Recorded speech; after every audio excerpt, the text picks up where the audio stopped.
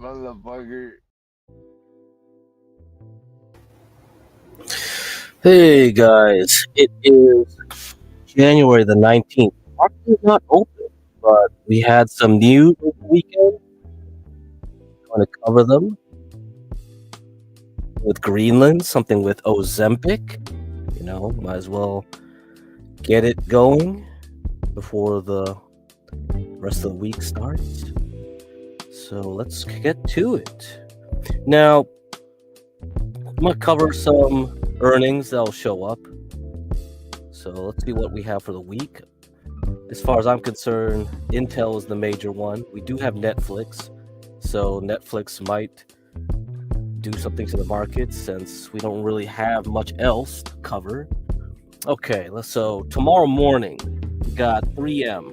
Okay, and we have DR Horton, home builder. That's pretty important. We got one bank here, Bancorp, USB. We got another one, KeyBank, KEY, but I guess in the morning, DH Horton, 3M, MMM is what we're looking at. Then the afternoon, you got United Airlines, pretty big airline, very important airline that will release earnings after the close, UAL, and Netflix, NFLX. So those will be important to watch. Interactive brokers, IBRKR, may be important. They might have something to say about how people are trading.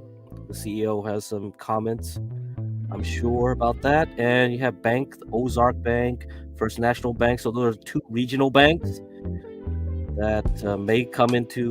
We also have. No, I don't think the other ones are important. Okay, FNB and OZK. All right, so that will be on Tuesday. Now we'll skip ahead to Thursday. You'll see Intel right there after the close. So Intel, INTC, that's what I'll be looking at pretty much. Thursday morning, you have the copper miner, FCX, so might come into play on how they forecast copper for the rest of the year. And you have GE Aerospace, pretty important defense company and industrial company. Let's see, on Wednesday, you have Halliburton, you have Johnson & Johnson, you have Kinder Morgan. So, okay. TEL could be important. TE connectivity might have something to do with optical fiber connection. So maybe they'll say something that'll be interesting for the AI market. Who knows? And then on Friday, you have SLB. I think that's Schlumberger, right? SLB. I think that's Schlumberger. Is it? Be another ticker, maybe not. If it's not Schlumberger, I'm not gonna care about it. Yeah, it is Schlumberger. Okay, yeah. Okay, so for oil and gas, SLB would be important. Okay, I'll look at that. All right, so that rounds it out for the earnings. Now let's go and look at the markets right now, how they're doing.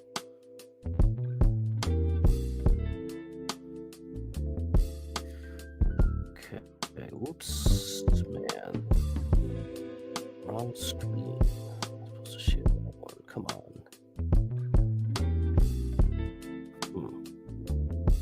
Nope. Man, StreamYard's so weird. Alright, come on. Share the screen. Okay, this one. Alright. So let's look at Bitcoin. Once the futures market opened, it tanked alongside the NASDAQ and the S&P 500. Not too bad, but yeah, if it gets much lower than this, we got the daily 18 moving average here. It tested it. So you really want to see it open back up tomorrow when the market opens around 95,000. Otherwise, I would be pretty much getting bearish for the rest of the week until Intel does something. So,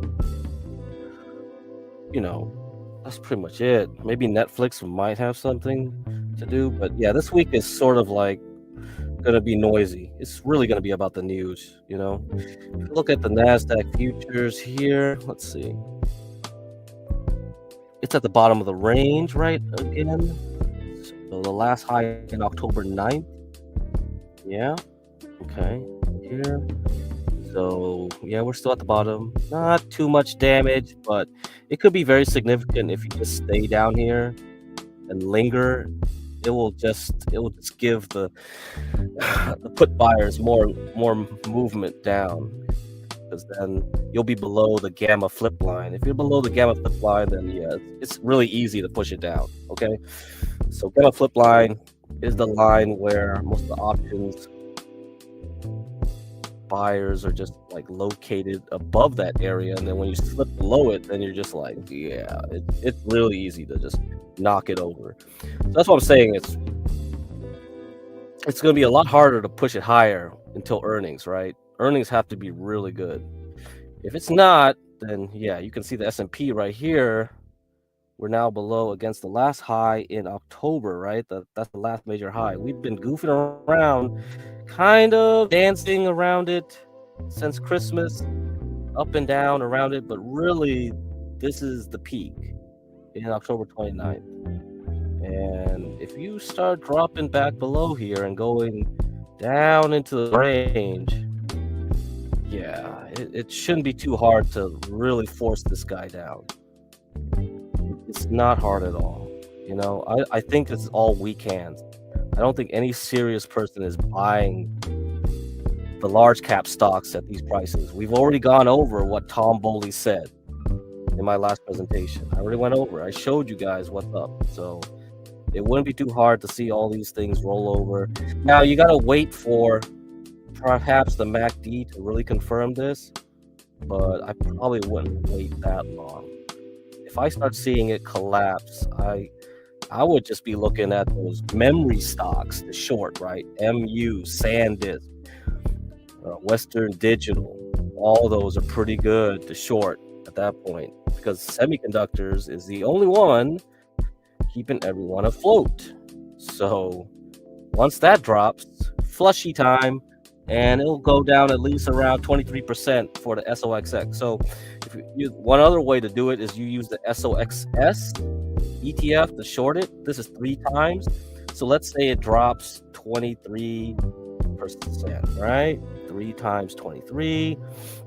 Okay, 36. I mean 66. And you know, if it goes down in a straight line, it can definitely get above that 66.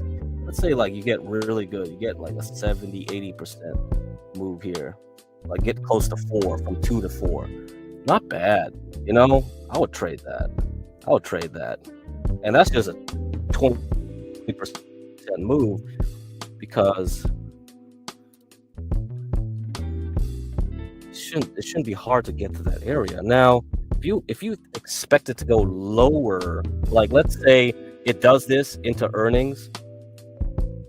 Now I wonder if it's like after earnings, let's say you keep some of it. Let's say you profit take some, you keep some, just in case like the earnings are all bad. Like all of them are bad. They just hit back to back to back to back, because all the earnings will be around the 26th, 27th, 28th, I believe. So let's see, Tuesday. Okay, 27, 28, 29. Okay, around there. Those 3 days.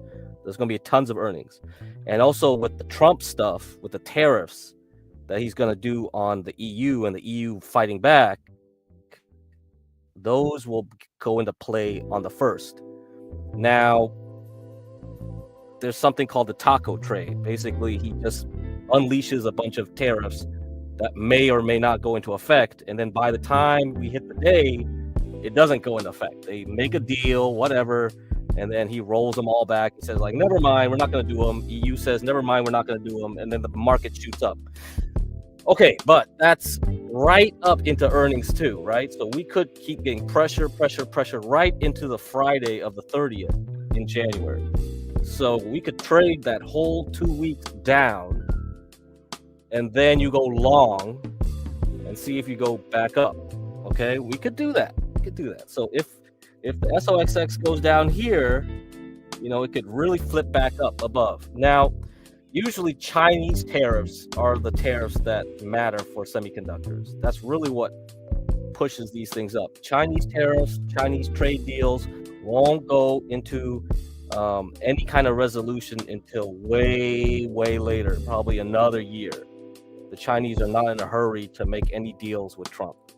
So you won't get any resolution there. I don't know how much EU really matters if you increase tariffs on the EU. How much will that affect semiconductor stocks? Defense stocks, yeah. Semiconductor stocks, that's a mixed bag. What really would matter is Ozempic. So that's why the thumbnail you see is talking about Ozempic and stuff. That's really what we're going to cover. Okay, so let's see what silver futures are doing. I think silver is getting a little happy again. How much happy? Not much.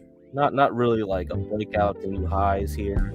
It's just recovering a bit of what it lost last week after making the high on Wednesday. And then you look at gold. Gold is making a new high, I believe. Yeah, gold is making a new high. So gold is still quite strong. I think gold should try to approach 5,000 before it breaks. That's what I'm guessing. But if it gets there, then yeah, I would look at the silver miners again, see what I want to sell. So a lot of you guys, if you're playing silver miners like I am, you know, you're kind of wondering, well, it hasn't really been doing anything. It hasn't really been following silver too much since New Year's, you know, not really capturing the huge gains on silver because gold hasn't followed, right? It's really just an outperformance of silver over gold. Okay, so that's it. Oil. Let's see what oil's doing. Yeah, oil's just goofing off. No, after its drop, yeah, no, I don't know. Nothing really to say there. Have to wait and see. It's gonna take a while. Okay, so I uploaded a bunch of these tickers. We'll cover them later in the show. These are the ones I'll be eyeing, and then throughout the week, I'll just start going over them more and more and tell you like which stocks am I planning to buy when the market finally decides to throw up. You know, where am I going to move my money? So as I sell my large cap positions, where would I put it, right? We're going to rotate out. We're going to switch out to these small caps, or if we're going to large cap or mid cap, we're looking for stocks that haven't been performing well last year but will perform good next year, like Chinese stocks, you know, stuff like that. Stocks that have not done well, have not followed the US market. We'll also look at stocks that have done very well from AI. You know, you might want to short them, or you might just want to watch them for clues as to when that bubble may burst. So not only memory stocks, we're going to look at optical stocks like this one, like Amphenol, very good stock. Actually, since April, it went from 58 to 152. You know, that's one. We have another infrastructure type stock, liquid cooling, stuff like that, VRT, which was popular, you know, in the 2024 days here from August up until January of 2025. You had this move, and then you had another move from April up to here to 200, so down from 50s to 180-ish. So these might give you clues as to, whoa, there's something wrong. If these stocks don't move to a new high, they start breaking down, and then you see Palantir start breaking down, then yeah, you could probably be like, yeah, I'm going to short them. Or they just give you a signal and heads up and go like, well, if the only stocks that are keeping S&P 500 are the semiconductors and all these like outside stocks get weaker and weaker, then you know, okay, it shouldn't be too hard to see Nvidia start plummeting, see AMD start plummeting, Intel start giving back its gains, you know, stuff like that. Yeah, so Intel will be the first one. Intel will be the first one. I'm not 100% sure where it wants to be just ahead of earnings, but it is quite high. People are chasing Intel. Like, if they missed out on the 20s, they definitely have been chasing it into the New Year's, because after CES, the Consumer Expo in Vegas, like, they've been buying it up. But once this thing rolls over again, it's just like, all right, that's it. That's because like the 50 mark here was a important high. This was very important because it used to be support down here. It acted as support multiple times in 2019, COVID, and then I don't know why it dropped here. Why did it drop in December? Man, you know, Intel has never followed the rest of semiconductors. You know, it's always like, it's like, what is it doing? It kind of tried to follow the market in 2021, the first quarter, and then it just gave it all the way back. And it must have had more drama with the CEOs, like, oh, they're going to change another CEO, this and that. Layoffs, puke. Okay, try to recover in 2024, but even then, come on. That's half-hearted. I think now with this new thing, I think the recent change in the CEO right here, he's only been on the job for about a year. Lip Bhutan. He's only been on the job for a year. They took him from used to be the chairman of one of the big semiconductor companies, I believe. I forgot if it was Marvell or Broadcom, but either way, yeah, maybe it was Synopsys, one of those. But he was a big player in the semiconductors, early semiconductor days. So they got him. So I think he's a pretty solid manager type. So as we transition out, it should be good. I think he'll do a great job. But if you're planning on buying at 50, no, I'd just be buying at 20 and below. I was hoping in April it could go way lower, you know. But I guess so many people have been selling Intel that there weren't enough people to say, hey, I'm gonna panic out and sell at below 20, because once you go below 20, you're essentially back in the 90s price range, the 1990s before the dot-com boom. That's really cheap, you know, really cheap. Oh yeah, great financial crisis prices were like at 13. See, so the dot-com era, like $8. Man, that's a killing. If you got it back at $8, that would have been best. Okay, yeah, we'll cover these later. Definitely, I'm looking at Chinese stocks. I also cover some of the makeup stocks. They're like a good indicator of how things will go for the coming economy. If you see people not buying up makeup like they used to, I'll give you another telling. Another one that I've discussed before is lithium. Yeah, so SGML was my favorite one. Definitely thinking about buying more here, you know, but let's wait for the pullback. You see how volatile it is? Like, don't be chasing this stuff. All right, you see it go up, you're just like, no. It's already headed towards these areas which used to be resistance. So let it cool off, let it pull back to 10, because like if you buy it at 13 and it drops to 10, that's quite a huge percentage like change, right? And if you're using options for this guy, God forbid you're using options and you just did the wrong trade, wow, you could just wipe out your portfolio. So the leverage, just wait for it to pull back to 10 at least. Okay, maybe it'll just drop to 9 or something. Wait for it to pull back, then get into it. So we'll talk about those. WGS, I think this is a genetics company. I'm liking the genetics sector. You know, if the biotech side of things are going up, then the more risky of the biotechs, the genetics, the gene editing, gene testing, yeah, let's see if it hits 80 again. Okay, this one's a wild one too. You could easily get fooled and screwed over, but if you are patient and you try to get it at the right price, you know, and you watch how it interacts at a certain price. I have no idea what news happened last week to make it drop. I have no idea, but it dropped 20% last week. I don't know why. But yeah, it can easily do that. See, the top was back in just before Thanksgiving at 167. Now it's like at 113 or something. And then it drops down to 77. You're just crying, right? You just chased it all the way at 160 and now it's at $70. No, yeah, you shouldn't do that. You should be patient. There's potential, okay, but I'm patient. Like, this thing could be a huge range from the October 2024. Like, the big move was in November 2023 all the way up, and I'm just waiting and watching it. You know, let's see how it tests 60, 70, 60, 70. If it holds it, I'll get it, just in case it bounces back up and starts making new highs and follows the market. Because once we get interest rate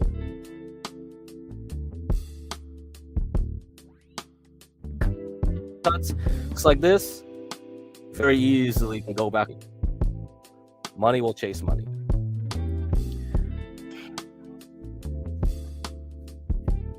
Okay, guys, let's move on. So I gave you a little preview of that. Let's look at some of the articles we want to cover. Okay, I think we're going to cover some articles here, and then we'll move on from that. All right. Okay, let me load the image for you. Here's a tweet I found interesting.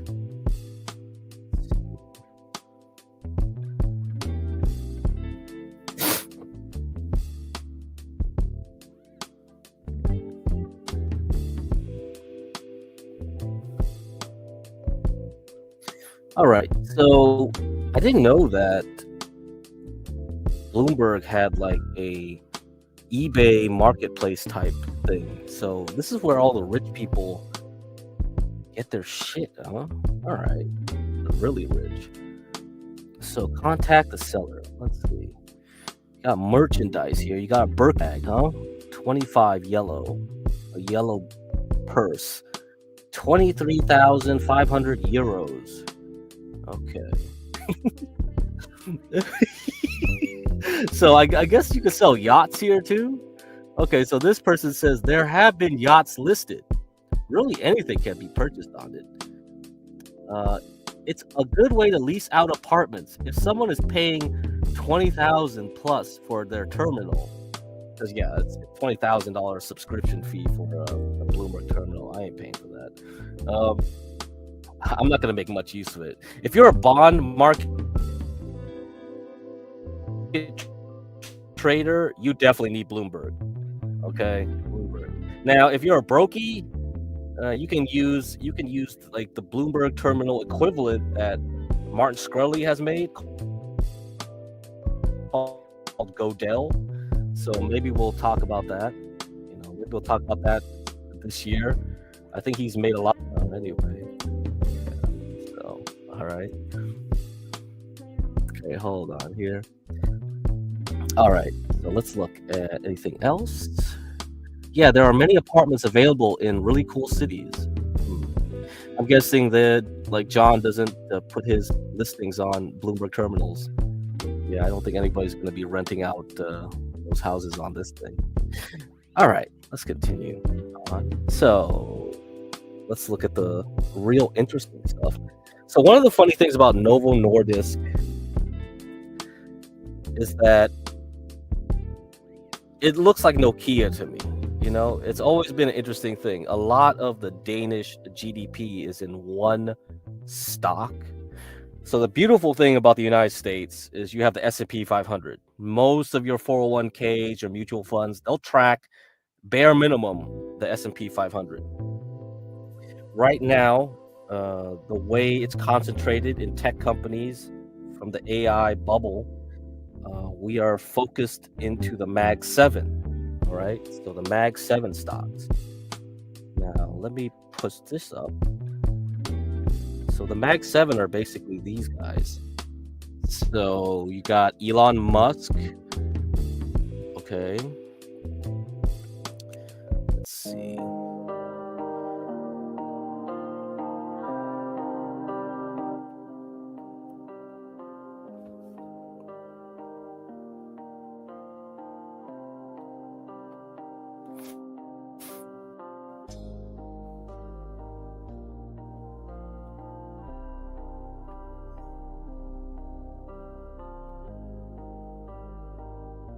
All right, changing up the music. So Elon Musk, you have Mark Zuckerberg, you got the Indian dude from Microsoft, we have Jensen Huang, Nvidia, you have the other Indian dude from Google Alphabet, you have Jeff Bezos, who isn't the CEO though. I mean, he's just a chairman now, but people still think he's really the CEO anyway.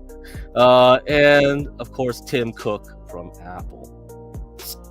So those are the Mag That's the Mag 7 right there, right? Yeah, pretty much 6, 7. Yeah, 6, 7 people. That's what drives your stock portfolio for the most part. This is what drives the American markets.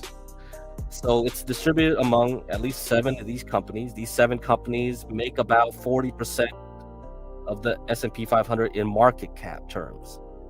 All right. So that's what's going on now. Now, if we look at Denmark, Denmark only has one stock that drives their whole market. That's Novo Nordisk, the creator of Ozempic. Okay. The fastest path to Greenland runs through Novo Nordisk.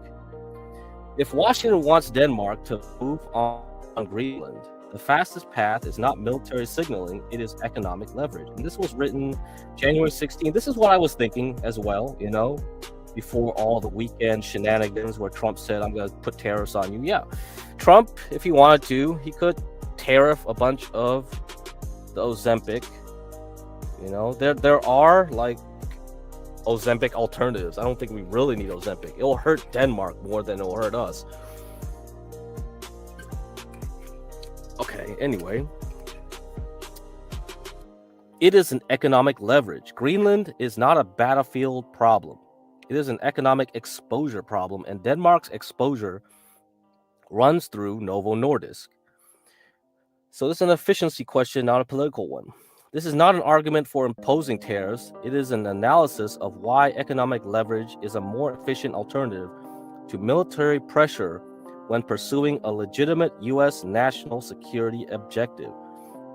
The point is efficiency, not escalation. In practice, the credible availability of trade tools often produces movement without ever being used. Why this works immediately. Start with scale. At its peak in 2024, Novo Nordisk's market value was widely reported around $570 billion, briefly exceeding Denmark's annual economic output. Today, Novo's market cap is roughly $250 to $270 billion. Denmark's nominal GDP is approximately $500 billion. Market cap is not GDP, but it captures concentration. It shows how a single enterprise can become systematically important to a small open economy. The GDP linkage is more direct through production, exports, and the tax base. Denmark's policy debate increasingly treats Novo as macro-critical, with estimates commonly cited around 4 to 5% of GDP on a direct basis, and materially higher once indirect spillovers are included. Revenue exposure reinforces the point. Company reporting shows North America operations at roughly 178 billion Danish kroners out of 290 billion Danish kroners in total sales, or about 60% of revenue. U.S. market access is therefore the key swing factor. Because that exposure is so concentrated, market access levers are powerful. Even the credible prospect of targeted tariffs or tariff-adjacent trade friction tied to U.S. market access and supply security concerns would move markets and boardrooms quickly. These measures do not need to be sweeping or permanent. The signal alone is enough. Employment amplifies the same dynamic. Novo employed about 77,000 people globally at the end of 2024. Denmark's total workforce is about 3.1 million. When Denmark's fiscal authorities examined Novo's footprint, they concluded the company's employment impact was larger than previously estimated once indirect jobs through suppliers, construction, and services were included, a classic multiplier effect in a small economy. Denmark would not need the linkage explained. The math makes it obvious. The recession math Denmark cannot ignore. Denmark's recent real GDP growth has clustered around the low single digits, leaving little margin for error. A 25% decline in Novo sales associated with targeted tariffs or tariff-adjacent trade friction tied to U.S. market access implies roughly a 1.25% direct hit to Danish GDP. There you go, guys. There you go, guys. That's huge. That's huge. That's huge. And you can read the rest of this on your own in the description. Let's see, what else? Anything else? Blah, blah, blah, blah, blah, blah. No, I don't think so. I think you can read the rest of this yourself. Not important, but that's a key point right there about the GDP. So if you institute directed tariffs and you knock off 1.25% off the GDP of the Danes, that's enough to make them cry real bad, for sure. A lot of European companies have very low GDP growth. You know, they're a mature economy. They're not like China, where they can leverage a lot of excess growth domestically and whatever. The Europeans are heavily dependent on exporting their tech. Now, here's the problem, though. Here's the other side of the equation. The Danes, when they manufacture things, pharmaceuticals, they have something we need, insulin. So all those fat people, they need their Ozempic, but they also need their insulin. And insulin isn't something that is going to go well with people, right? If you say like your insulin shots are going to be a lot more in price, that's going to affect things. So here's the drawback. Denmark's real defense mechanism is its pharmaceutical trade. If Trump chooses to threaten Denmark militarily over Greenland, Denmark cannot respond militarily. It does not have the scale, but it does have the sort of leverage that matters in the modern global economy, because Denmark is not just a small NATO state of about the size of Scotland. It is also a critical supplier of medicines to the United States. And the United States healthcare system is built in a way that makes rapid substitution for the drugs it supplies nigh on impossible. The most significant of its pharmaceutical exports is insulin. Reported trade figures suggest that around 74% of U.S. insulin imports by value come from Denmark. Wow. Well, damn. You should have started figuring out how to make insulin in other places, because, damn, they got you there. So we could do this Mexican standoff between Ozempic and insulin now if we do the tariff crap. That is not a marginal share. It effectively means that the United States is dependent on Denmark for insulin it needs, with no alternatives being available, and millions of Americans require that insulin continuously. A disruption in supply would not then just be an inconvenience. It would not even create rationing. It could create clinical harm and a domestic political crisis. This matters because it reveals the real nature of the U.S. position vis-a-vis Denmark. Trump might believe he can coerce Denmark over Greenland, but he can only do so by putting at risk the health of millions of U.S. people who are dependent on the supply of Danish insulin. This is globalization backfiring on the United States. The usual claim is that markets optimize supply chains and diversify risk. That story is false. The reality has always been that at a global level, markets concentrate profits, and in doing so, often concentrate production. Denmark is where that concentration of insulin production has ended up. Yeah, great. Good job, guys. Good job. I don't know. I guess insulin is now part of national security, isn't it? Insulin is not, however, the only Danish pharmaceutical product for which the U.S. is desperate. Denmark also is home to Novo Nordisk. We talked about this. Creator and manufacturer of only two leading GLP-1 and anti-obesity drugs in the world, with around 55% of the global market share, but slightly less in the US according to available data. Novo Nordisk is certainly one of the largest, if not the largest, single exporter of Danish products to the United States, although some of its GLP-1 sales might originate in its plants in the west of Ireland. The key point is that America's drug supply and Denmark's export structure are now thoroughly entangled. So what would happen if Denmark used this entanglement as a defensive weapon? There are two scenarios that could be imagined: an insulin squeeze and a GLP-1 squeeze. They have different ethical consequences, different political effects, and different escalation risks. If Denmark interrupts insulin exports to the United States, the impact would be fast and severe. Insulin is a daily necessity medicine. U.S. insulin inventories are almost certainly not designed for an abrupt shock, and substituting between insulin types is likely to be both clinically difficult and not as instantly scalable. So the likely chain of events is straightforward. Shortages would appear quickly, rationing would follow, clinical distress would quickly become news, and the issue would land on the desk of U.S. politicians who could not ignore it. That is what leverage looks like, even if it is morally dangerous leverage, because it would harm ordinary people long before it harms the political class. Although, let's be clear, war always does that. Okay. So, I think you can read the rest of this. I don't think there's anything here. Okay, blah, blah, blah, blah, blah.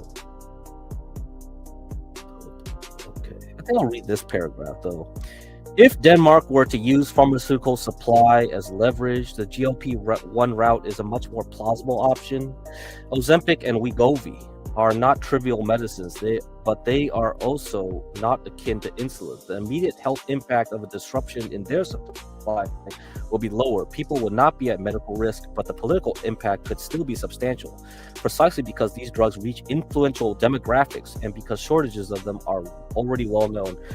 And I mean, besides that, like, okay, you could see like Hollywood influencers and blah blah blah, all those people would be screaming and yelling. The real impact would be how it looks for the pensioners. Okay, so I think this is where this article doesn't explain well. That's why I read the first one first, because you got to think about, since it's a huge part of GDP and also it's probably a huge portion of Danish pensioners. You have to remember, the EU is essentially a socialist conglomerate. All right, many of the countries in the EU have heavy subsidization and socialization, and all the welfare comes from specific areas to generate revenue. So one of them is Novo Nordisk, and why I want to bring that up also is because this is the Nokia model. Nokia was the reason, you know, Finland had a lot of issues back then. So let's see, what is a Nokia risk? So this is what AI says anyway. It refers to a nation's economy being overly dependent on a single company, as Finland's did with Nokia, which dominated mobile phones in the late 90s to early 2000s. You have to remember, Nokia was a big player. It was one of the top stocks into the dot-com bubble. Cell phones were generally Nokias, and they dropped the ball when it came to transitioning into smartphones. Once Apple came out with the first iPhone, Nokia did not bother. The BlackBerry did not bother. They thought, like, whatever, we'll just keep doing the way we're doing things. And what happened? Nope, barely anyone uses a Nokia phone, right? Nokia had to split off a lot of their companies, like Bell, Alcatel Bell, Lucent Bell. So Bell Labs, essentially all the Bell Lab companies that were absorbed by Nokia were split back off. Let's see what else. Blah, blah, blah, blah, blah. So let's see parallels. Novo Nordisk is massive, with its market value sometimes exceeding Denmark's GDP. Yeah, we already talked about that. Novo Nordisk faces competition from Eli Lilly. Eli Lilly has the Wegovy, whatever. I mean, you could probably read some of these articles. I don't know. This is all just opinion, conjecture, right? Like, I just see the parallel there. Like, obviously, like, some people would be disagreeing, like, it's not exactly the same, whatever. But yeah, once Nokia fell, there were a lot of issues. Like, you can go search what happened with Nokia way back when. I wonder if there's any articles here. Let's see. Downfall of Nokia, Finnish pensioner. So let's see what the AI says about here. Nokia's downfall involved failing to adapt to smartphones. That's what I said. Internal issues, technological lag, which devastated mobile business, impacted Finland's economy, creating both job losses and a new startup culture from laid-off talent, while the Finnish pensioner issue highlights national concern about financing generous welfare for an aging population. As the former economic bedrock crumbled, the company's decline exposed over-reliance on a single industry, forcing Finland to seek new growth engines beyond its iconic tech, blah, blah, blah. So let's see how it impacted pensions. Welfare state strain. Finland's generous welfare system and pensions face pressure as the working age population shrank relative to retirees, a problem exacerbated by Nokia's fall. So Let's see what articles got. This one's funny. Villagers lock horns over 25 million British pounds Nokia windfall. A batch of Nokia shares bequeathed to a tiny Finnish village has divided the local community, provoked an acrimonious legal battle, and forced locals. Oh, that's interesting. All right, yeah, you can see that, right? You can see that stuff. I mean, yeah, Nokia is a great case study. Morning, Gobbledygook. Morning, Thunder Chicken. What's up, God of these Seas? 85. Okay, so all right, good. Anything else I want to cover? Anything else? So let's go over the news so far. I guess it's the last one I saw. Here are the European exporters most exposed if Trump's Greenland tariffs kick in. So this was January 19th, 5:53 a.m. Eastern. Trump has pledged to impose 10% tariffs on 8 European countries from February 1st. So that's why February 1st is important. And we'll have all those earnings going up into that weekend. Ramping up his push to make Greenland a part of the United States, the levy will rise to 25% from June. Okay, so that's the threat right now. So if you believe in the taco trade, so what is the taco trade? The taco trade is essentially Trump always chickens out. That's what the taco trade means. It is a Wall Street term describing a pattern where investors buy stocks after President Trump announces high tariffs, anticipating he will backtrack them, causing markets to rebound. So taco trade has been working quite well since last year. Like April was the last big taco trade, right? Which happens repeatedly in 2025 as he delayed or reduced tariffs to spur negotiations, a strategy he uses despite calling the term nasty. It involves capitalizing on market dips caused by tariff threats, then selling for profit when he relents, a cycle sometimes broken by other trades like tuna. Trump usually negates announcements. The tuna taco trade. All right, yeah. So yeah, that's easy. I think you guys understand what's going on here. So again, we have the first hit of tacos, and so let's see how this goes into February.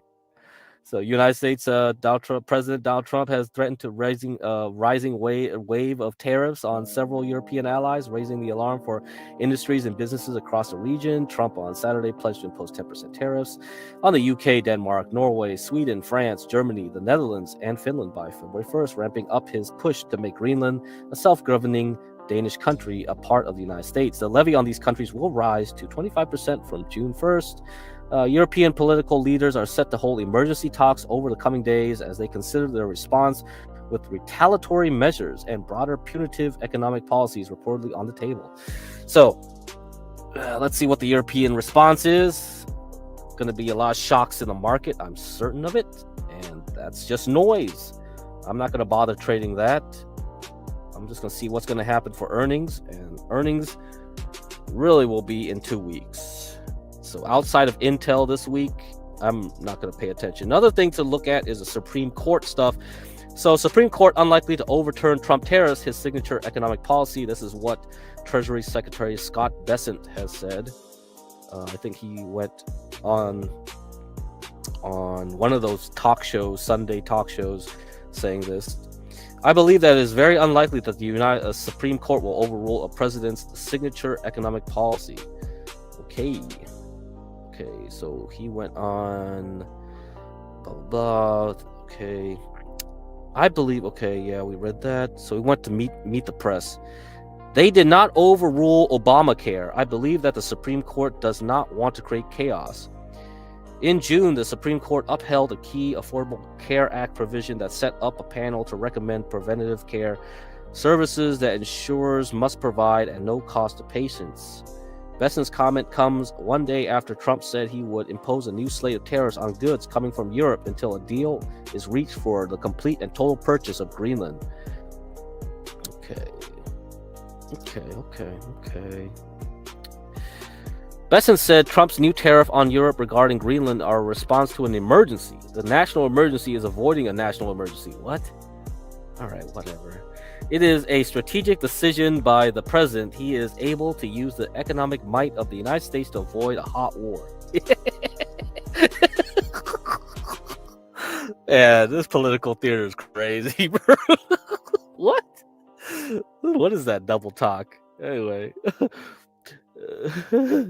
Tariff threats undermine transatlantic relations and risk a dangerous downward spiral. We will continue to stand united and coordinate in our response to leaders of Denmark, Finland, France, Germany, and the Netherlands, Norway, Sweden, and the United Kingdom said in a joint statement. Okay, whatever. Anything else? No, nothing else. All right, I don't know. So Scott Besson says he's fine. He thinks it's okay.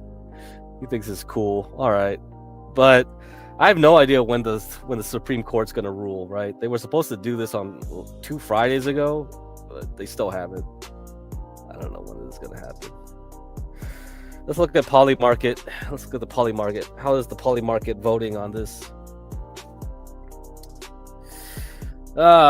Super Bowl champion 2026, still Seattle at 39%.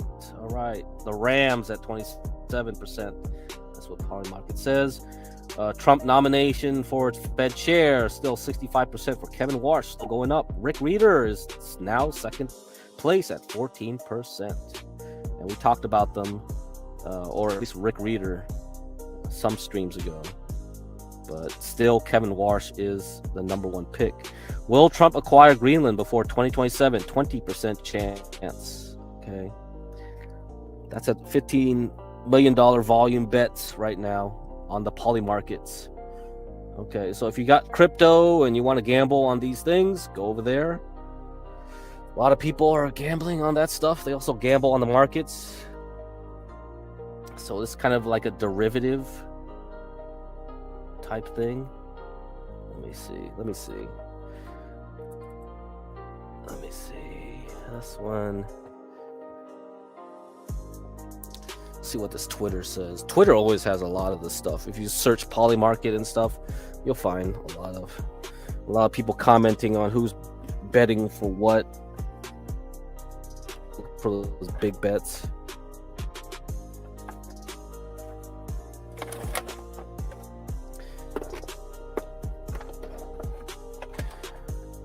All right. A poly market trader ran a Wolf of Wall Street level play overnight, made $233,000 by drained liquidity from trading bots, and it flew completely under the radar. All right. Saturday night, liquidity was thin. Yeah, usually the weekend, very thin in crypto land. Binance spot orders books are shallow. On XRP, up or down. So that's just the bet. Is XRP going to go up or down? Ripple. He aggressively bought up at any price. His counterparties were trading bots. Polymarket market making is relatively straightforward with low barriers to entry for solo devs and trading bots now very popular.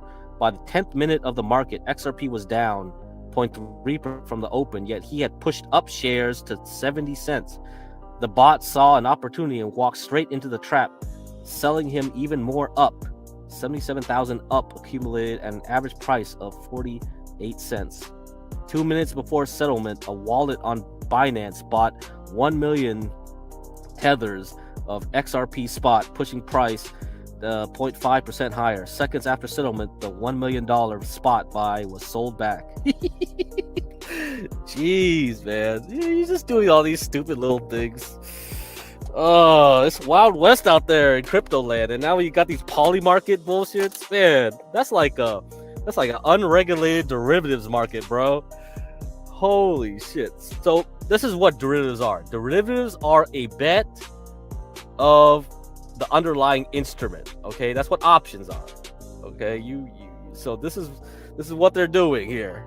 So now that you got these things where you could bet on other things, like you could, and it's so easy to manipulate because there's very little volume. Yeah, somebody with a few hundred mil like could easily just manipulate the markets, who you can't do in the normal NYSE, right, markets where there's tons of volume. So yeah, crazy shit. So, any of you clever enough to do this, go ahead. I think you youngins, I think some of you guys probably can do something like this. I won't be able to tell you how to do that, but interesting to look at, nonetheless. Okay, that's enough of that. Birkin bag, don't care. What the other markets have said? What are the other markets we have here? We got the Pokemon market. So Pokemon card boom draws collectors and armed robbers to one Manhattan shop. Armed robbers. So this is the 17th. It's written the 17th. Armed robbers targeted a Manhattan Pokemon shop this week in a heist that was unsurprising to trading card fanatics, who say merchandise from the franchise had exploded in value and is being tracked by criminals. On Wednesday evening, 3 masked and hooded men, including one armed with a handgun, walked into the Poke Court shop in Chelsea, an NYPD spokesperson said. One of them smashed display cases with a hammer and stole what the owner of the shop said is more than $120,000 worth of merchandise. Courtney Chin, the store owner, said the robbery was unfortunate for her business, but not entirely surprising given a recent rise in interest in the cards, including among criminals. Well, there you go. Very easy. It's almost like a rite of passage as a card shop. You just get robbed. You know, back in high school, I had like the Charizard, the holographic card Charizard. I had all this. Those things are worth $3,000 now. I don't have it. I don't know where I put it. I probably threw it away. Who the hell knows? If it's graded and it's in pristine condition, yeah, that thing would have been $3K during COVID. So that tells you a lot about the liquidity. Like COVID kind of gave people a lot of free cash. You know, you have a lot of disposable income. So everything starts ballooning up in price. Okay. Again, inflation is a monetary phenomenon. This is what Milton Friedman said. Okay. I don't know. If you don't believe that, well, that's what he said. That's what most economists believe in. That it's generally because of the Fed. The Federal Reserve gives a lot of money, pumps it out, prints out dollars, and the dollars float around. And then you have money flow, right? You have money velocity. Then what happens is it goes across the whole economy. So these things start happening. Why are Pokemon cards so valued? If people didn't have extra cash to bid them up, it wouldn't be worth anything. Like, why is it worth $3,000 back in COVID? Why is it worth, who knows now, $6,000, $7,000, $8,000? Why is silver up? Why is memory up? Why are GPUs up? As long as this money is put into the economy and there's going to be more demand driven by it, then this is what happens. So it spills over into Pokemon. Nobody would be doing this if this didn't happen back in COVID. So you can look it up in the M2. They call it M2 money supply. Look at the Fred. So the Fred M2.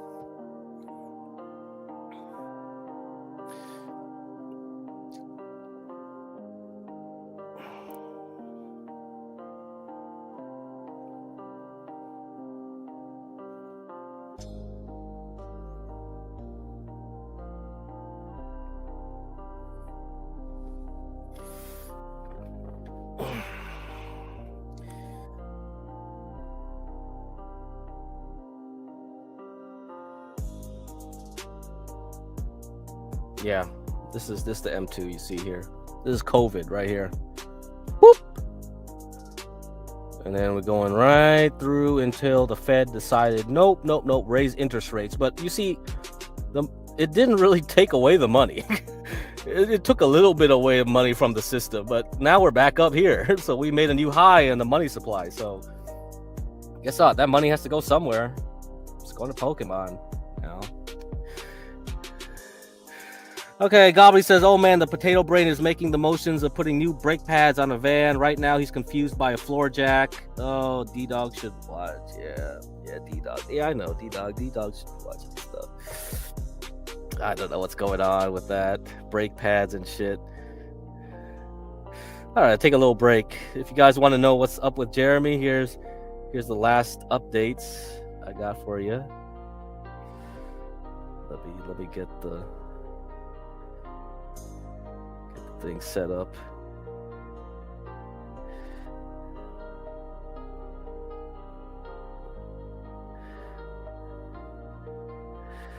So when we last saw Dragon Ball Z, here we are. Been welded before? No, he's definitely been welded before. I think.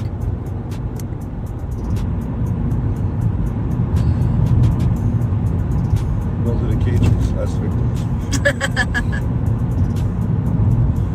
Never welded and said it would take 15 minutes. No, you might be right. So he's going to drive a gas-powered generator and welder all the way to New Jersey. Yep. That is correct. That is correct. $400. Hey man, I appreciate it. Bluebell is not RIP, not yet. She's still alive.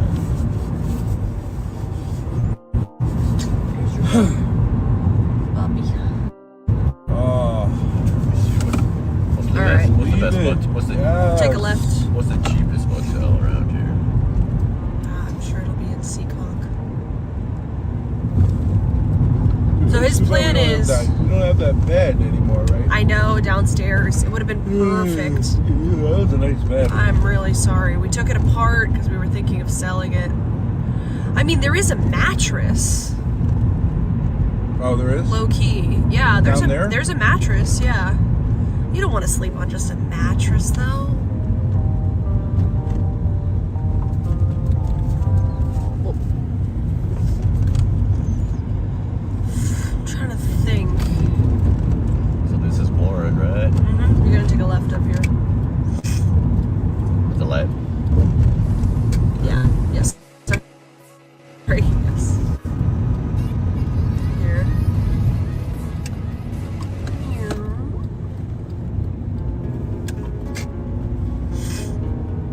Oh, he's doing it for free.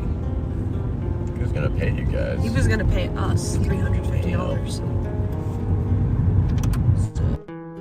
Committed to the content, I guess. Yeah. That somehow made sense to you, Grace, right? Yeah, no. Makes perfect sense. He's going to pay us $350 to fix our apartment. Oh, sorry, slow. It's right here. This turn in. Oh, that part? I thought you were talking about his call. You're like, let him pay us. I was like, What's best for us? Oh, I'm just saying, hey, if somebody offers money, you don't tell them no. Is this the boat right here? This There is the she boat. is. There she blows. Okay. Grace, come fold this blanket up. Yup. Oh, beautiful. A beautiful warm blanket. believe we made it. Yeah. These pillows, We did it, chat. they're like dog. 4 hours straight. So thick. That's cozy. It is. It was very. They're like form fitting. Dude.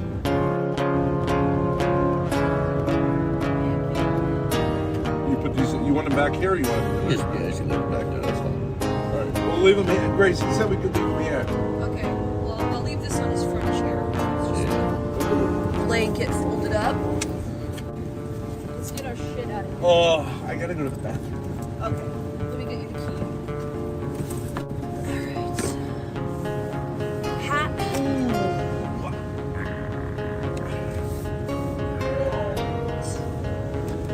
Makeup bag. Try not to leave anything in here.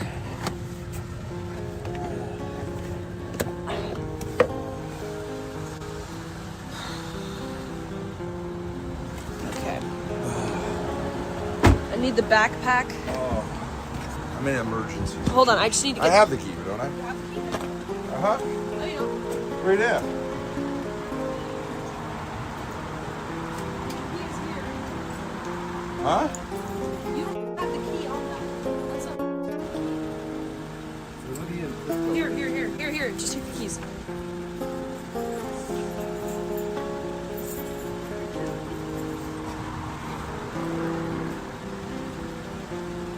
What'd you say?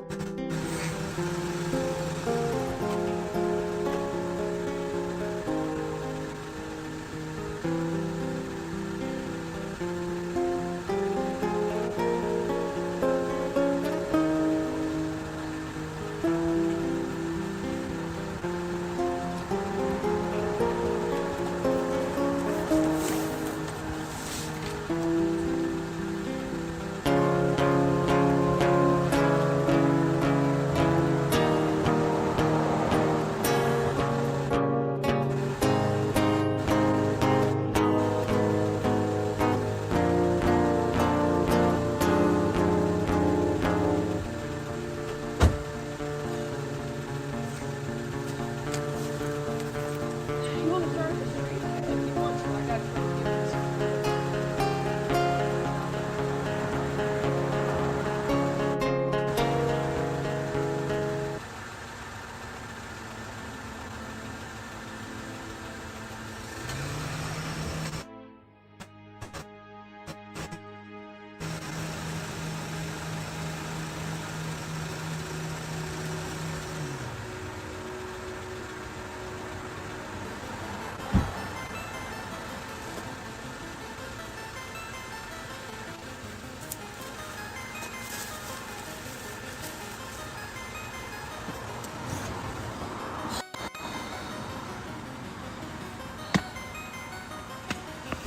Alright, well, bye Jer. Thanks for the ride.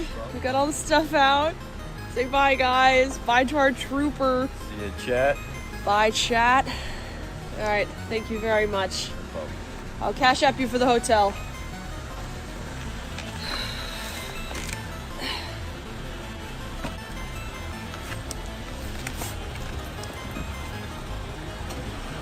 That's it? What else do you want me to say?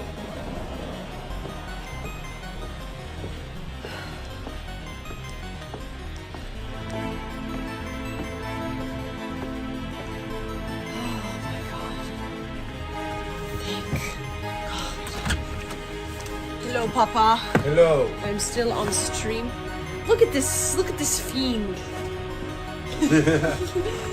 Fuck out of here, bitch. Okay. Bringing some stuff up. No problem at all. No problem. Cold-hearted. What?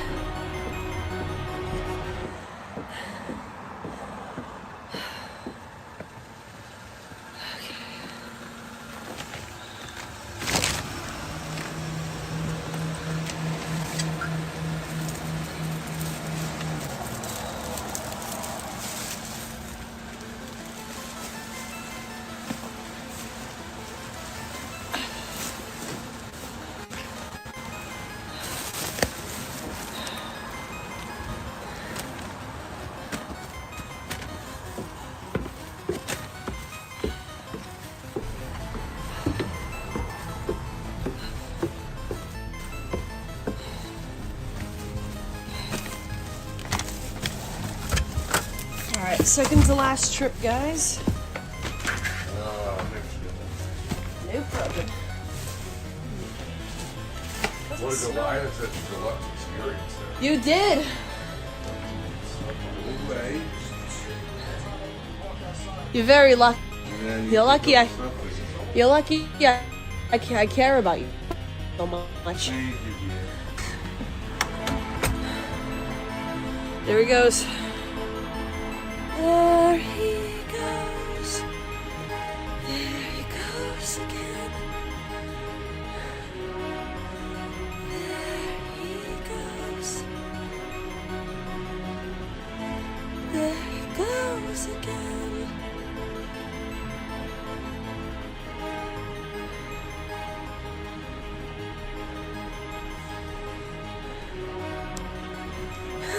T-boned immediately. How was I supposed to give him a hug? He did not get out of his car.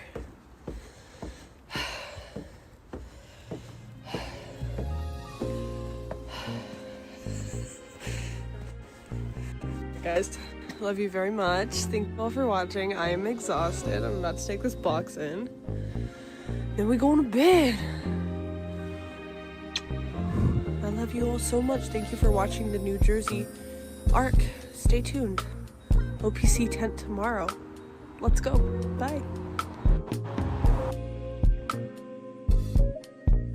Well, there was no OPC tent. No OPC tent at all.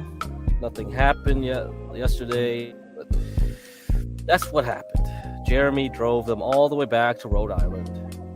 They still got an abandoned car in Jersey. They might have to drive back all the way down there to freaking give the keys to someone who wants to buy that junker. Great. OPC did not come through. And let's see where Jeremy was staying last night.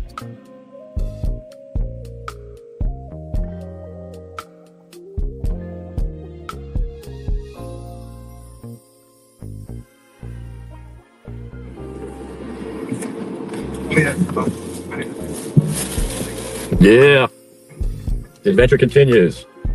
Plate of wings. Cheers, dude. Boy just got hooked up. This is like the newer version of my older laptop that just failed on me. New Dell Core i7 9th generation processor with the full Adobe suite. That's Photoshop, Premiere, everything, dude. Illustrator, Lightroom. It's even got Lightroom on here. I haven't been in Adobe in years. Distinction, don't be talking shit about my Adobe software, dude. This is going to be a game changer. Yeah, I just finished hanging out with Plate of Wings. What's up, dude? Yeah, I gotta delete all my streams now. Play. Remember on that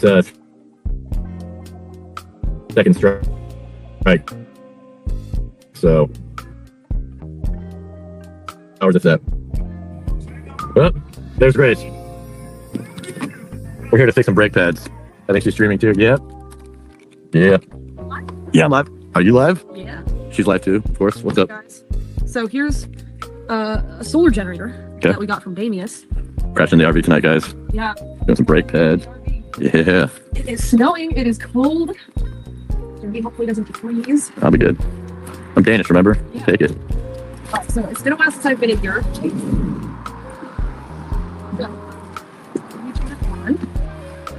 You can see it up front. Actually, you want to start her up? Yeah, sure. Let's do it. Okay. It's actually a good opportunity for me to clean this place out a little bit. Let's get it going. Oh, is the key out? Yeah, it's out. Like I push down the brake, anything like that? Anything special? There she blows. Yeah. There she blows. Okay, so let me introduce you to the inner workings of Daisy. Daisy. All right, let's do it. Daisy has... Oh, can you turn the blinker off? So Daisy has an engine battery, which is on right now, obviously, and charging. And then Daisy also has a house battery. Daisy's house...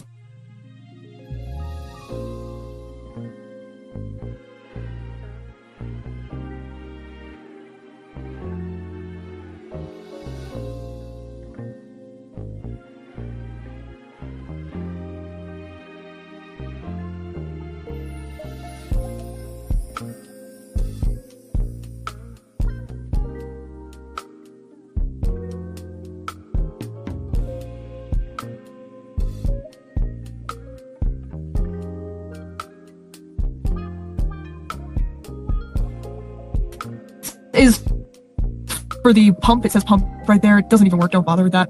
Okay. This, if you push the switch to left, it gives you a read of where everything's at. Okay. It's very low. She's gonna have to charge for a while for it to even come on. Cool. Yeah. See, so the lights are supposed to turn on when the internal battery's on. They're not. Okay. So I do have a backup system for that. Give me a second. Okay. So this is my backup system. So this is a little kind of power input. It's got two plugs. This box right here. Yeah. I think it's called a power inverter. And that plugs into the cigarette lighter down here, okay, which pulls power directly from the engine battery. So now that's on. It's blue. Okay. If you push the button, it turns off. Or it turns red. If you turn it on, it goes blue. Okay. Okay, so that's running to a system of extension cords that should turn this light on. We witness a most curious display. Yep. A young male, Okay. sensing an opportunity to Yeah. great battalion Yes. of determined Metallic shelter. Okay, so keep in mind, this light, although it's just a little light, drains a lot of battery. So if the engine's not running, that'll drain the engine battery real quick because it's pulling from the engine battery. Okay, so now that we have that set up, if you want to park your phone, you're going to want to put these on the back windows. These are magnetic flaps. Okay. Let's see. I mean, this is the bed. It, is what it is. We're gonna have to wait for the heat. We're gonna have to wait for the battery.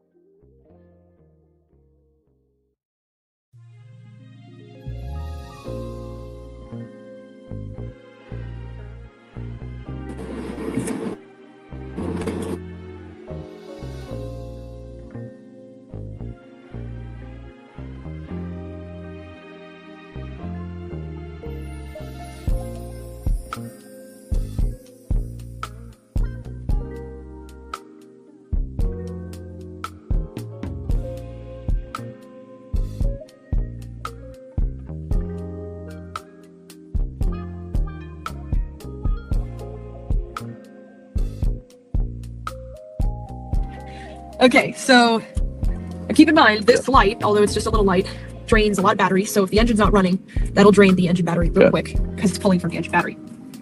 Okay, so now that we have that set up, if you want to park your phone, you're gonna want to put these on the back windows. These are magnetic flaps. Let's see. I mean, this is the bed. It, is what it is. A bit more. You can hear that clicking? Yeah. That is the heater right there. It's a propane heater. And it's trying to turn on, but it doesn't have enough energy. So the way you turn the heater on, the propane heater, if you go back here, this is the thermometer, thermostat. So it's off right now. But if I turn it on, this is colder, warmer. It's gonna try to start the propane heater until this reads whatever, 70. But the battery's just a little too low because we haven't driven it for a little while. But so do you hear this? That's clicking right here. That's clicking the thermostat off, so it won't draw any power. As soon as you turn it on, it'll try to start, but I'm just gonna leave it off. Because it's super loud. I need a new notebook. I bought a notebook. You bought the notebook? Yeah, I got a nice cheap one at CVS. Okay, I've got pillows, I've got a white blanket and a sheet, and this is an extra blanket on top. Okay. Got the octopus. I'll move this. Oh, we got the octopus. You still have that thing? Oh yeah. Oh shit, alright. Kooky. Where's the David Attenborough for that one? A little dirty. It's alright. Worse for the wear. I got some pillows and blankets myself, so I'll bring those in. Okay. And so I know it's cold, but it will heat up. That's all good, all good. It's freezing, it's that. The adventure continues, folks. All right, so we'll put these blinds down. I'm pretty sure it's perfectly fine for you to stay here. Like, I couldn't imagine there would be any issues with it. Any neighbors or? Well, there's one neighbor. Jacinda? Does Jacinda live in this complex? Yeah. Oh, hell yeah. She's in that apartment right there. Oh, shit. But I mean, I don't think she's going to do anything. Yeah, no, I'm just kidding. I think it's fine. Okay, so the generator. So this is a really nice solar generator that Damius sent us for Christmas. Thank you very much, Damius. I haven't had a chance to open it until now. Yeah, thank you, Damius. But I saw that you got a laptop, and I was thinking you could test out how much this can power it. It looks like we got some accessories. Love accessories. And this is the actual power bank. Very nice. Yeah. Jackery Explorer 300. He gave me a power bank, too. Really? Yeah. All right, so Played Wings, hooked it up, thanks again, Play Wings. That's a lot of fun. how was Wings? It was good. We went to a couple of record shops, picked up some CDs for my cord, and we went to a Chinese buffet. Did he pay? She did. WK Pig, let's go. Thanks again, dude.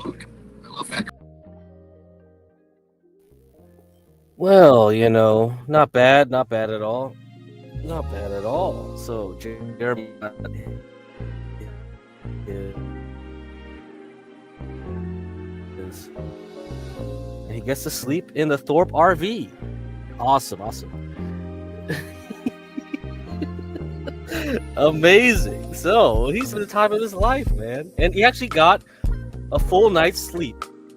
He probably hasn't slept well for the longest time, but it's that cozy RV. He gets to snuggle next to that octopus plushie that Grace got way back when. That's like a Thorpe artifact. I'm sure Mark Fusion desperately wants as many Thorpe artifacts as he can possibly get. So yeah, maybe you can get on the Bloomberg terminal and sell that on the Bloomberg terminal, and maybe Mark Fusion can bid on it. The brokies on eBay can't even imagine. Get on Bloomberg. This is how you make real money. Sell your trash on there. These are amazing Boyd artifacts that I'm sure some wealthy sucker will want. So I think Jeremy is trying to fix the brake pads right now. I'm not watching that at the moment, but this is what we have leading up to it. Definitely not work. Be careful. Yeah, I'm not gonna use a single jack. I was thinking doubling up on the regular jacks, but if Damius is gonna fund it, then I think that's probably the way to go.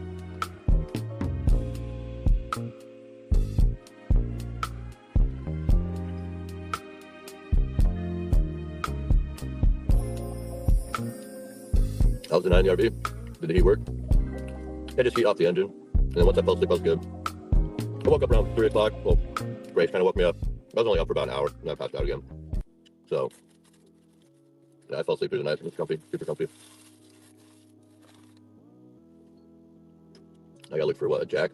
Car shop?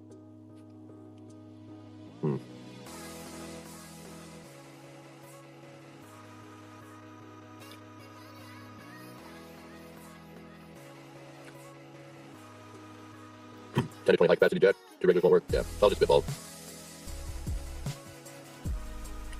I have to use my phone to find something though.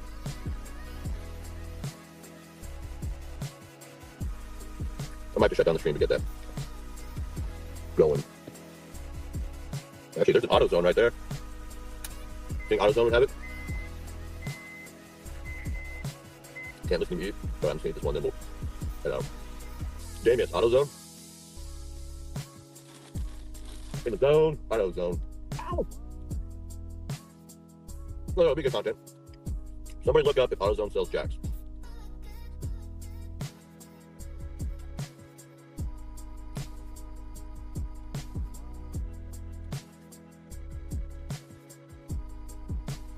Let's go over there anyway.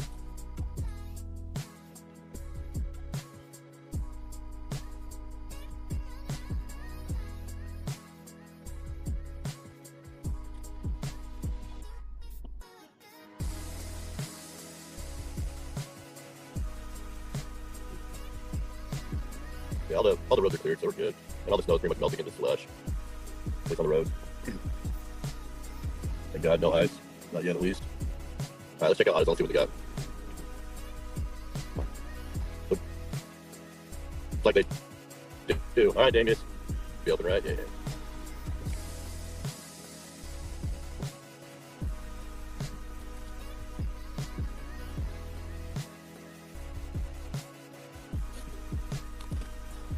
Let's see what they got.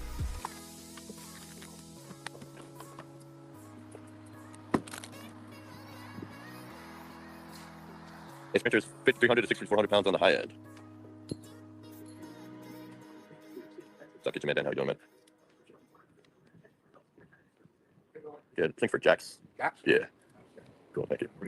Perfect.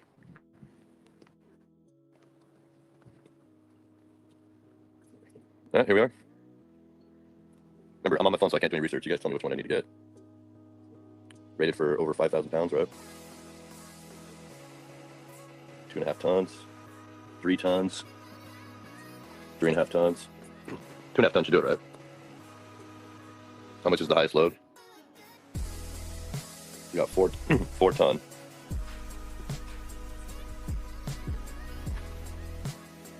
Oh no, 3 ton. 3 ton should do it. That's gonna be the one right there, I think. There's 3.5 ton. That one's pretty good too. Duralast. Need 3 to 6 ton for Class B. Let's see, actually the 4 ton, I was just referring to this.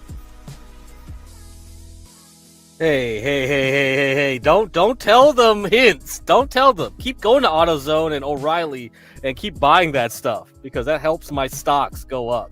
O'Reilly and AutoZone, 2 of my favorite auto parts stocks, have done quite well since COVID. I haven't talked much about it last year since they kind of hit a topping pattern.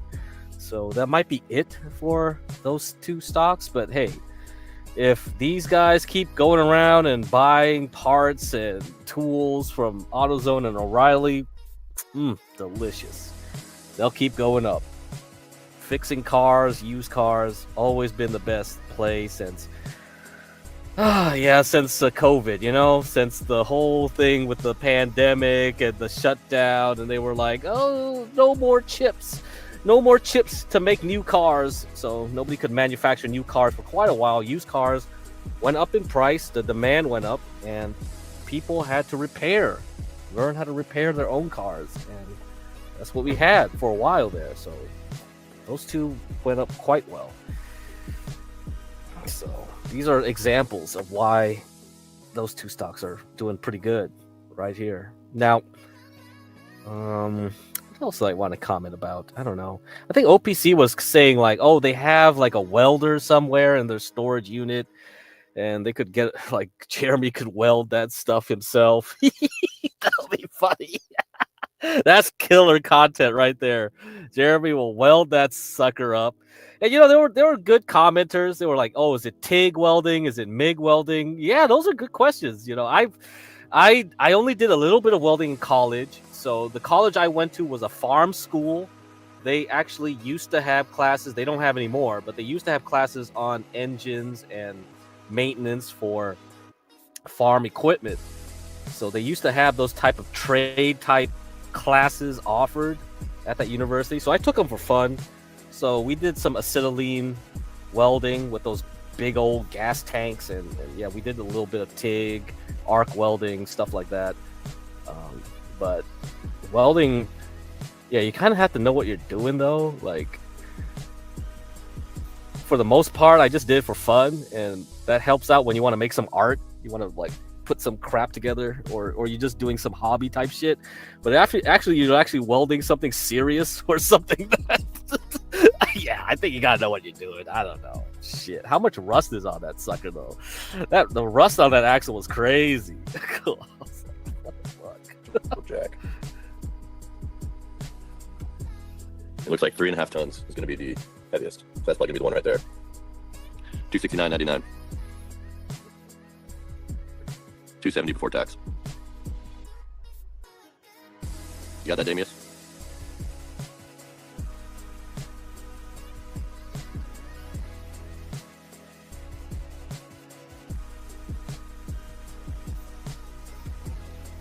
So 270. Yeah, I just gotta grab my wallet real quick. Alright. Damius, throw a little extra in there for my time, right? Labor's give me another 100.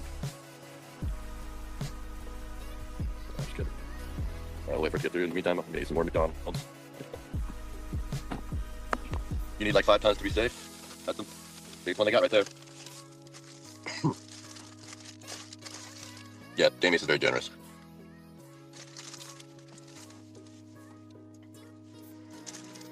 $3.5 tons is the only one they got. Well, thanks, Damius. Got it. Let me transfer that to my bank account.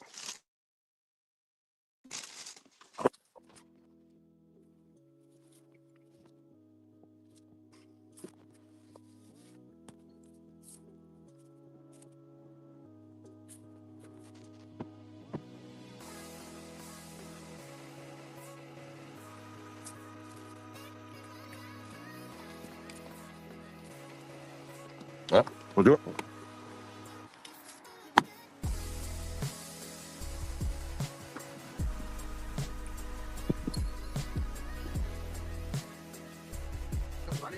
I already got it. Yeah, I got it. Yeah. All right.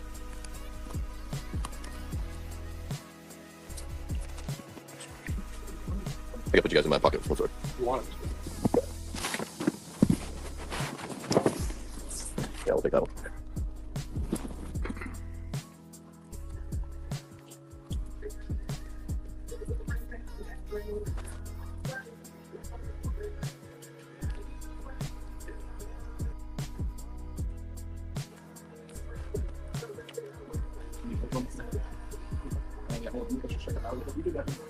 You're gonna use cash or change? Good. That one's on. No, we're not gonna do that one.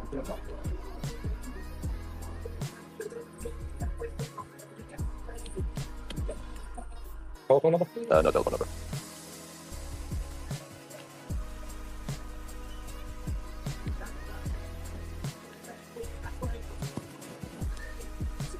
$288.89.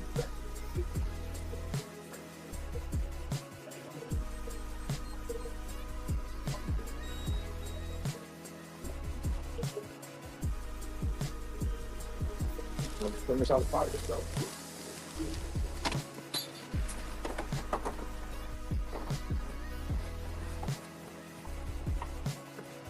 I'll take it from here. Got it? Yeah. Take it. Yeah, there we go.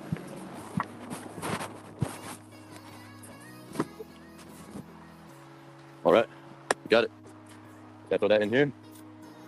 We are golden.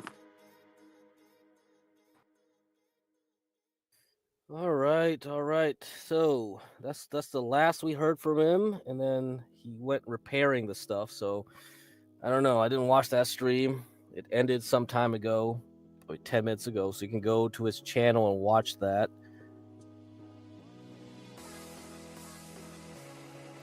All right, let me go there. So he's streaming from his main channel, so you can go there and watch that. Okay, and we're gonna cover now what Tom Boley said. So he's gonna give a little update. So I'm gonna play a little bit of this. Hello and welcome to this weekly market recap for the week ending Friday, January 16th, 2026. I'm Tom Boley, Chief Market Strategist at earningsbeats.com. And as always, it's a pleasure to be with you.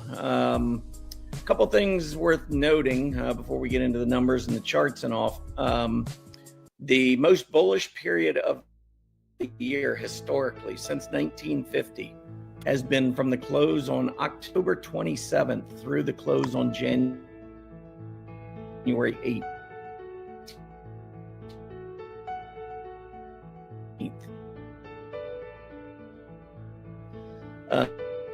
January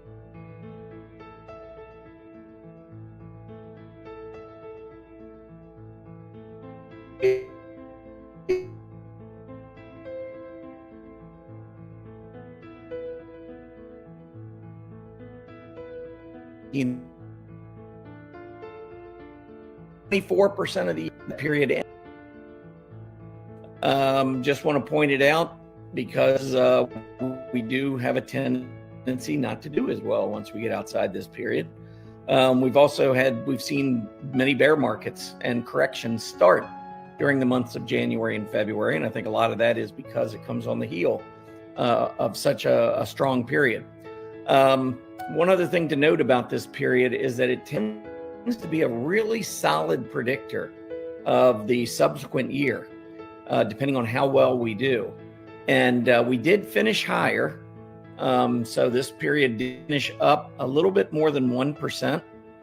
But that still places us in the bottom quadrant of all October 27th to January 18th periods since 1950. So there's 76 years. So if we break them down, that would be 19 years in each quadrant. That 1% gain, or a little bit more than 1% gain that we just experienced, puts us in the bottom 19 years. Now, it doesn't guarantee us anything, but what I can tell you is that historically, the market is ahead, and the market loves to move higher during this period. And so when we go through a period like this where we barely budge to the upside, the tendency has been for the market not to do well in that following year. For instance, for all of the years, the 19 years that fall into this bottom quadrant, the average performance in the following year. So in other words, for 2026, since January 18th falls in 2026, what I'm looking at is for the year 2026. If we go back and we look at the other 18 years in the quadrant, the average annual performance in that subsequent year, -1%. That's the average. There have been a number of years where we've seen more than 10% declines. Obviously, we've had some years, I think the best year was like a gain of about 14%. From what I recall, there might have been one a little bit better than that in the bottom quadrant. But my point is, if you believe in history or you believe in the market kind of forecasting ahead and looking ahead, then we should be lowering our bar of expectations. And that's what we've already been talking about. I started talking about this at the beginning of December. And what I said then and what I continue to say is that topping is a process. Even these last couple of days, the market's had some really nice gap ups, and we've seen some additional strength from AI stocks and semiconductors, but most of it was at the opening bell. We're not seeing a lot of follow through. And if you were thinking about, hey, what's the best way to get out of stocks? It's gapping them up and then having everyone else buying in and chasing that rally so that you can get out. I think that's what Wall Street, many of the Wall Street firms are doing. And we've been talking about this rotation. I'm going to talk about it some more today. I'm going to talk about it as long as I think it's worth talking about. And until the market proves me otherwise, I'm going to continue to basically to just express extreme caution in the. So let's see how he updates his charts there. I talked about this in the last stream at the beginning about the ratios. Okay, so I pulled up his charts. I showed you what he was saying. So here's an update of what he's talking about. Some new all-time highs on a couple of the different indices. The under the surface signals are getting worse. Here's the spider. This is actually the QQQ relative to the spider and how they have performed during the trading day, ignoring gaps, 9:30 in the morning till 4 in the evening or afternoon. We've been going down for several months now. Not great. And even if we include the gaps, we're about to break down to a multi-month low, about a 2.5, 3-month low. So that's not good. But worse than that, in my opinion, is the way consumer discretionary is performing versus consumer staples. We just posted another new low this week on the intraday. So again, we're seeing some gap ups in like the XLY relative to the XLP. And that's what held up. This is the one that includes the gaps. So this has held up a little bit better than the one you're looking at the top, in the top panel, because the top panel doesn't include any gaps. Bottom panel does. So the bottom panel doesn't look quite as bad, but these gap ups could be allowing Wall Street to move away from some of the more aggressive discretionary stocks and moving into the more defensive staple stocks. And that's a problem. A risk-on market environment is what drives secular bull markets higher. You can make all the excuses you want about breadth and the participation in this rally, broadening and all this stuff. If you go back and you look at secular bull markets and what drives them, it's growth stocks. That's what drives bull markets. It's because they can expand their earnings so much more rapidly. It's great to see some of these other stocks getting a lift, but it's not helping the major indices because many of the growth names, especially the Mag 7, many of them are under pressure right now, selling pressure. And then when I see intraday money rotating away from discretionary and into staples, it's starting to paint me this picture that Wall Street is turning more defensive, the big Wall Street firms, and that almost always happens before a decline. So listen, you don't have to believe me. Only thing I would suggest is keeping your stops in play. Because if the market starts to roll over and we see another 2025 where we ended up going down 20%, or a 2022 where we ended up seeing a lot bigger decline. S&P went down 28%. I think NASDAQ was down about 38%. I don't think we're going to see that, but we really don't know until we start to see the decline and how the decline unfolds. So I'm just cautious, and I'm going to remain cautious for a while. These signals don't change overnight. Anyway, this is a more bullish chart. This is the IWM Small Cap Russell 2000 ETF relative to the QQQ, which tracks the NASDAQ 100. Look at this intraday. It is screaming accumulation. So as money rotates away from the Mag 7, small caps are getting a lot of this money. And so that's why the IWM has been such a great performer so far. And until things start to change, I would stick with small caps. All right, so that's where we're going. We're going to the small caps, guys. This is where I'm headed for most of the profit taking I'm going to do. We're going to see how it goes, and we will discuss some of those stocks I was discussing earlier throughout the week. Going to add more to the list.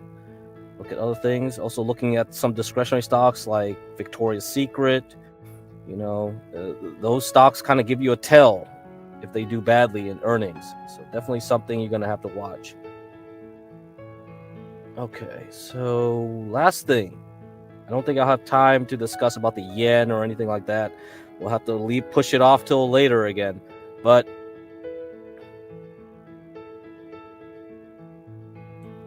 here we go. Let's talk about the dollar milkshake theory.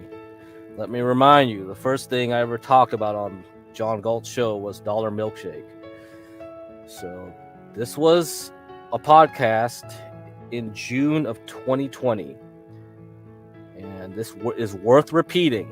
Updating the dollar milkshake theory and $5,000 gold.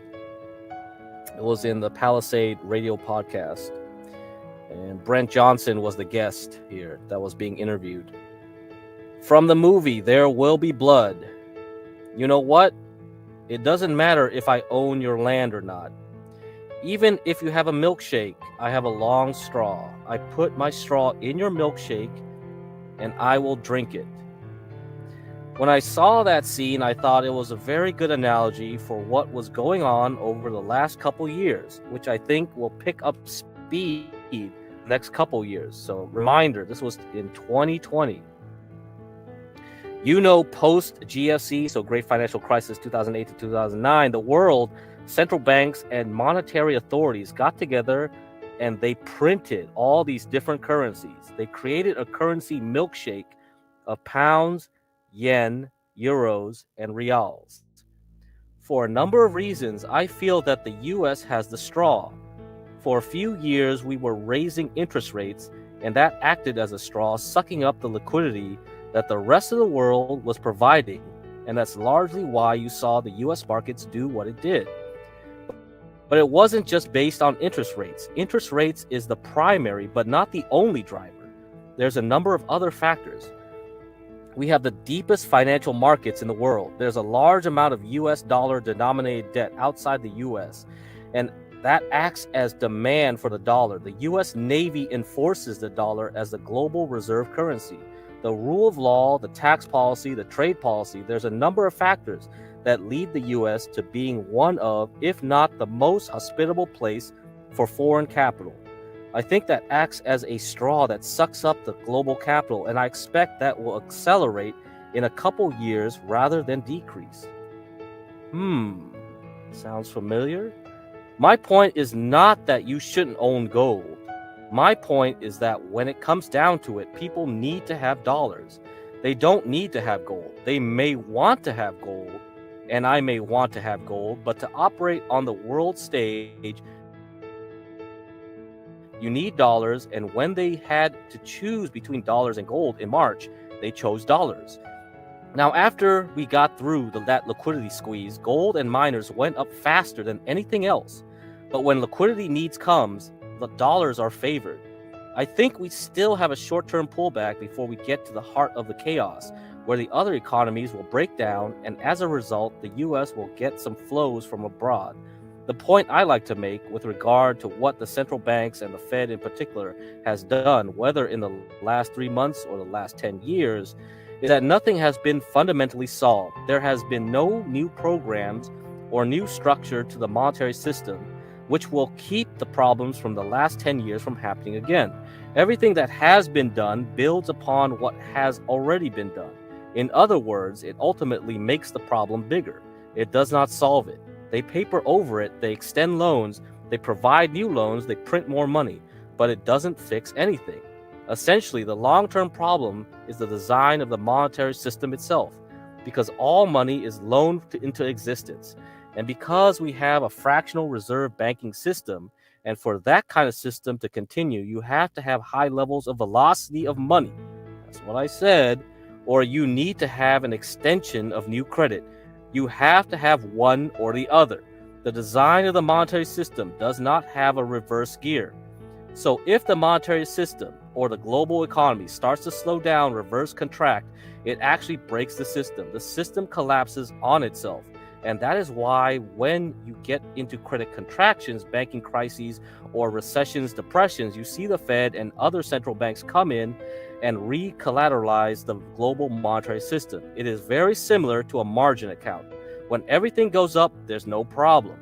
But the minute things fail and fall, the Fed adds new cash to bring it back up to where it is collateralized appropriately.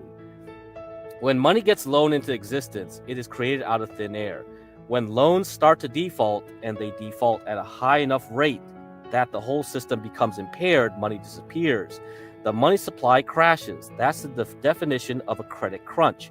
When loans are no longer extended, you can't get access to new financing, and then you default. And then whoever you defaulted on, they don't receive their money, and they can't pay whoever they borrow from. You get into this reverse spiral. So my point of the Fed, who is creating new dollars but not more dollars, is that they're trying to fill a bucket that has holes in it. So if that bucket is leaking 1 gallon a minute and you're adding at a gallon a minute, you're not putting more water in the bucket. You're just keeping the bucket full. And it's kind of the same thing with the monetary system. With the COVID crisis and the slowdown with the global economy, and with dollar loans not getting paid, and with the credit crunch, defaults are happening. Money is not being created. The Fed is trying to plug that hole, trying to recollateralize the system. Right now, they're just trying to replace that money that's being destroyed. There is a domestic dollar market, and there is an offshore dollar market called euro dollars. When we get into this case where asset prices fall and that margin account needs new collateral, there's no entity or institution outside the United States that has the authority or ability to inject new dollars into the system. That's what it needs. It doesn't need new euros, yen, yuan, or reals. It needs dollars. Only the Fed can inject dollars. But the Fed doesn't have the authority to inject dollars into Brazil, Europe, or China. The problem now is that the global dollar debt at a minimum is $13 trillion. That's a huge amount of capital and demand for dollars outside the United States. When the economy slows down, not only is it tough for those economies to service those debts, it makes it impossible to pay off those loans when they come due. So the argument has been made that the Fed will just bail out the rest of the world. They will print however many dollars are needed to give the rest of the world via swap lines. The Fed is not a proactive agency, and that goes for all central banks. The Fed is a reactive agency. The reason the Fed is printing dollars is because there's a huge demand for it. What happened in March was a huge spike in the demand for dollars, so much so that everything that was priced in dollars got sold in order to get the dollars themselves. The Fed was responding to huge demand for dollars from both the United States and the external community. That is why when the Fed extended swap lines to those other countries, it was to get these countries, access to dollars they couldn't print themselves. First of all, I need to explain how swap lines work. When we extend swap lines to other countries, we are not just giving them dollars. We are not gifts. These are not gifts. These are loans. As an example, we will give the ECB, so the European Central Bank, $1 billion, and they will give us $1 billion worth of euros, a swap. And at some point down the road, those need to be swapped back. The reason we give them dollars is because corporation banks and individuals in those other countries have dollar financing needs for dollar loans to conduct trade in dollars, or for whatever reason, it's part of this dollar denominated debt, dollar needs, or euro dollar market outside the United States. So where is the ECB getting their currency to swap for ours? They have to print it too. So it's not like we are printing and they are not. They have to print at the same rate as we do to get the swaps. So when we swap with the ECB hands out those dollars to banks, and those banks extend new loans to corporations. It's not paying off old loans, and it's increasing the problem of dollar debt. It's reinforcing, not negating, the demand for dollars. Until they actually deal with paying off all this dollar debt in the world, the problem still exists. If you're paying off an old loan with a new loan, you're extending the problem. So to your point, if this can be used as a weapon, they absolutely can be used as a weapon in the same way the US cuts off the SWIFT system from Iran, Russia, and other countries in times of discord or geopolitical turmoil. And this was before the Ukraine stuff happened, right? This is exactly what we did to Russia. We cut off everything from them. The whole SWIFT system, they were cut off. They can do the same thing with swap lines. They're not going to give a swap line to somebody to bail out their economy if we have sanctions on them. I think we're going into this G2 world with China and their minions and the United States and their minions. If you want dollar financing, which everyone needs to operate on the global stage, then you have to play ball. This is the milkshake theory, right? You get them hooked on dollars, and so you can dominate them financially. Now, tariffs are another thing, right? Tariffs are another game, another lever that Trump wants to play. And I guess it makes sense because then you don't need to adhere to the central bankers. You can control things through the tariff lever. Maybe that's why tariffs are so important to Trump. It's a way to get around the central bank control. So if the president of the United States wants to dictate things around the world, tariffs is a tool that the central bankers do not have control over. So if I don't need to listen to the Fed, I would do it that way. So that's something to consider. Now, you see now with China and Russia, they trade with each other outside this system now using oil. So Russian oil can freely flow into China, and China can refine it. So this is how they will do it. And you also see this with Saudi Arabia trying to get off the petrodollar. So they are allowing people to pay for Saudi oil without using dollars. So that can be gold, euros, something else, yuan. So that's something why gold is going to be important in the future. It's going to be a transition between some kind of reserve currency to another reserve currency, I bet. And people are going to accumulate gold for that purpose. They are waiting for the time when the US dollar no longer dominates. And global reserve currencies dominate for around 100 years on average. And we are on our 80th year of domination by the US dollar. So we have 20 more years. So yes, gold will continue to go up. And it's not because people are waiting for a crash. It's because people are accumulating it to prepare for the transition from one currency to another currency. I don't know what that next one is. I'm sure people will say it's Bitcoin or something else. Sure, whatever. You can speculate. But for now, this is why gold will do nicely. And we are almost at $5,000 gold, right? We are almost at that $5,000 mark. We are at $4,600 a troy ounce as we speak. Okay, now we got a few more things to cover, and we'll end it there. Let's see, I think I wanted to mention a few things about Chinese trade, and we'll close it off. So this was released a week ago. Let's look at how Chinese trade has been doing. China has posted a record of $1.189 trillion of trade surplus, with exports rising about 5.5%, while imports were flat. Faced with Trump's tariffs, Chinese exporters shifted production away from the U.S. market and towards alternative destinations, particularly the EU and Southeast Asia. In December alone, the surplus reached $114.1 billion US dollars, marking the 7th time monthly surpluses exceeded $100 billion US dollars last year. Exports grew by 6.6% year over year after a 5.9% in November, surpassing expectations of 3.0% growth, marking the fastest pace since September, driven by a surge in exports to non-US markets as governments have sought to diversify export destinations since Trump's victory in November 2024 and to deepen trade ties with ASEAN and the US. Meanwhile, imports rose 5.7% year over year, beating expectations of 0.9% and marking the fastest pace in 6 months. China's trade surplus with the US fell to $23.25 billion US, down from $23.74 billion in November. Okay, why does that matter? Why does that matter? Because we are continuing the domination of China across the globe in terms of exports versus the US. So I'll leave it to you on this picture here. So actually, I'm not able to zoom in that way. So let me do it this way. Hold on.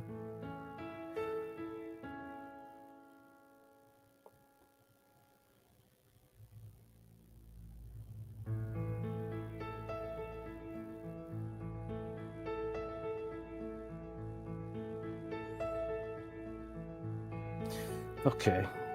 All right. Let's do it that way. So, global trade dominance, US versus China. In 2000, US trade totaled $2 trillion, more than 4 times China's $474 billion. From 2000 to 2024, US trade expanded by 167%, while China's trade surged 1,200%, surpassing the United States in 2012. By 2024, total trade reached $5.3 trillion for the US and $6.2 trillion for China. So, for the most part, the US has been a dominant trading partner in the 2000s, except for a few countries: Iran, Afghanistan, Oman, Yemen, South Sudan, Libya, Mauritania, Tanzania, Zambia. Okay, so not too much. Papua New Guinea, whatever. But if you look at 2024, China's trade partners are quite wide. And look at that. We got a red on Greenland. So Greenland has been supplying a lot of seafood to China. And I'm sure there's a big relationship between China and Greenland to, hey, we want some other things. Not only seafood, not only crabs, lobsters, tuna, whatever the hell. I don't know if they got tuna over there. Probably mackerel or some other shit. I don't know, whatever. And hey, we want some minerals too. I think this is an issue, right? So if you see here in the Western Hemisphere, a lot of South American countries have very deep ties to Chinese trade right now. So outside of Colombia, Ecuador, Venezuela, and the Guyanis, not too much, right?